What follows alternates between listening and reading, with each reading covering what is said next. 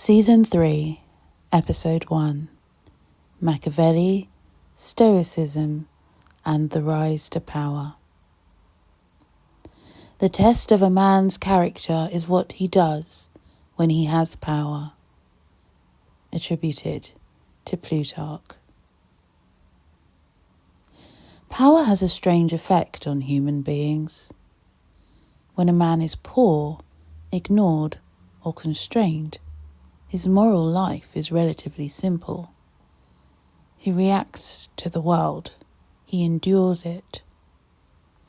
But when the world begins to bend to his will, when people listen, comply, admire, obey, something changes. Resistance fades. Consequences soften. And temptation multiplies. This episode asks a question the Stoics took very seriously, and one Machiavelli answered very differently. Is it possible to rise to power and remain virtuous? And if so, what separates the noble from the merely successful?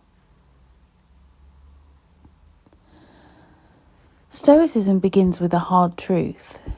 You control very little.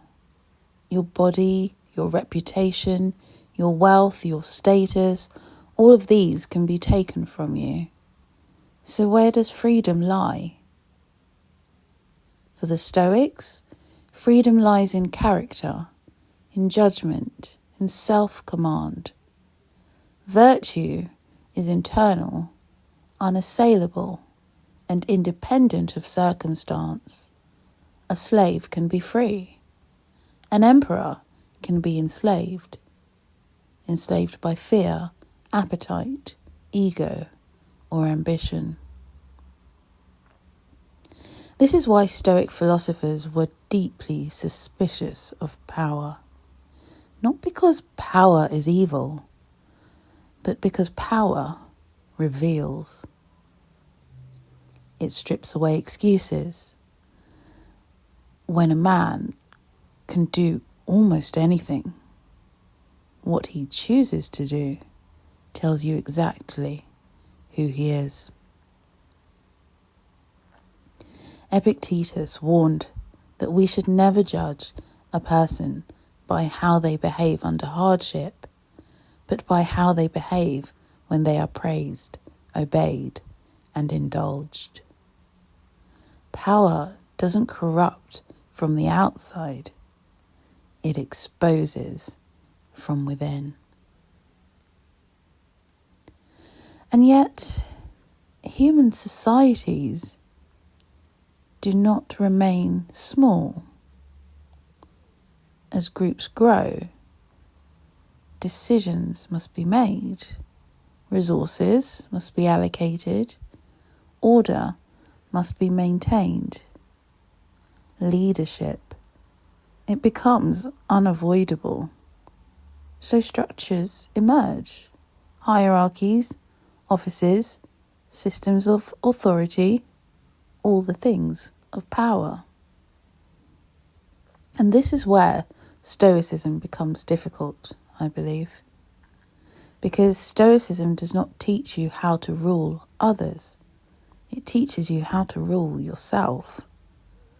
The Stoic ideal is not the conqueror, but the person who cannot be conquered internally. So what happens when someone does seek power?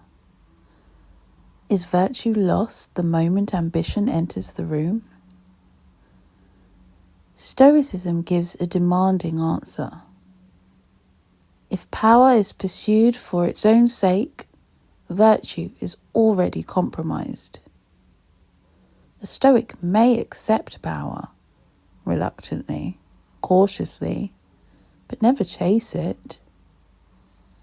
Power must be incidental, not the goal. A tool, not an identity. And this is precisely where Machiavelli enters the story. Niccolo Machiavelli did not write for philosophers. He wrote for rulers. Living in a fractured, violent Italy, Machiavelli saw states rise and collapse. He saw idealists destroyed by pragmatists. He watched moral men lose power to less scrupulous ones, and he drew a brutal conclusion.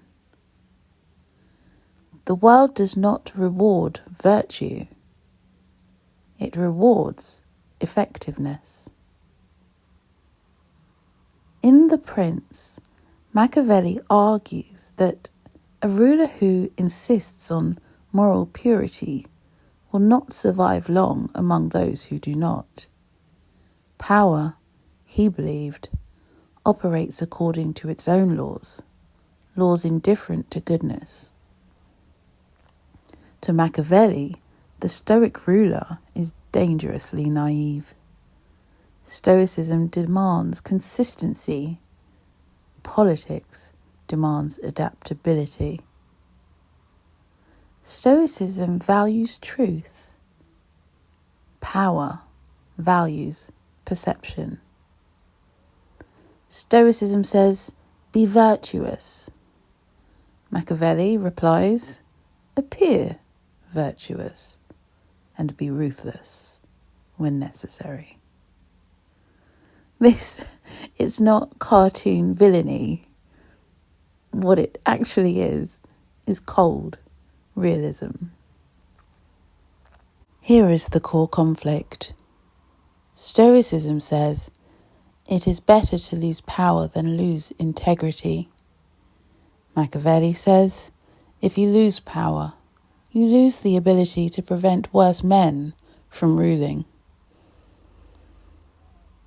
Stoicism locates morality inside the individual. Machiavelli locates morality in outcomes. To the Stoic, a noble man is one who remains just, even when it costs him everything.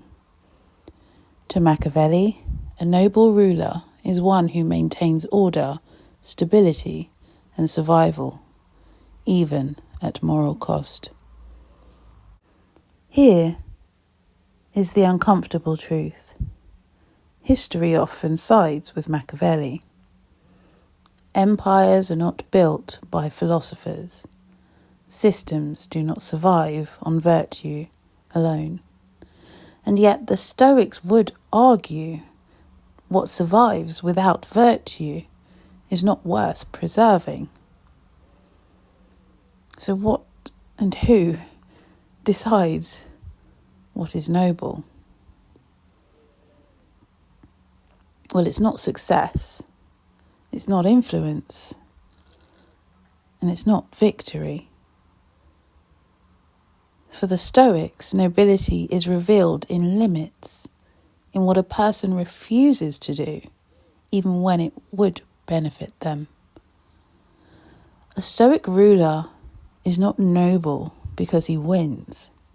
He's noble because he restrains himself, because he does not lie when lying would be easier, because he does not crush opposition when he could, because he remembers that power is borrowed, not owned. But Machiavelli would call all of this dangerous. The Stoics would call it the only thing that makes power tolerable. So this isn't ancient history. Today, power comes through fame, wealth, platforms, political office, influence over attention. And the pattern is the same. At first, someone speaks honestly, and they are rewarded. Then they're amplified. Then the incentives shift. Soon, truth, well, it becomes optional. Integrity too expensive. And silence, well, now, that's strategic. The question is no longer what is right. The question soon becomes what works. And this is exactly the moment Stoicism warns us about. So we end where we began, which is quite funny. So what do you think? Is it possible to pursue power and remain virtuous? Stoicism does not deny the need for leadership. It denies the idea that power excuses moral failure. Machiavelli does not deny morality. He denies its usefulness when survival is at stake. Between them lies the tension every system must face. Virtue wants purity, power demands compromise, and the tragedy, or perhaps the truth, is that no structure has ever resolved this fully. Power does not make a man noble, nor does weakness make him good. What reveals a person is what they do when the world begins to bend to their will, and whether they bend with it or stand firm against it.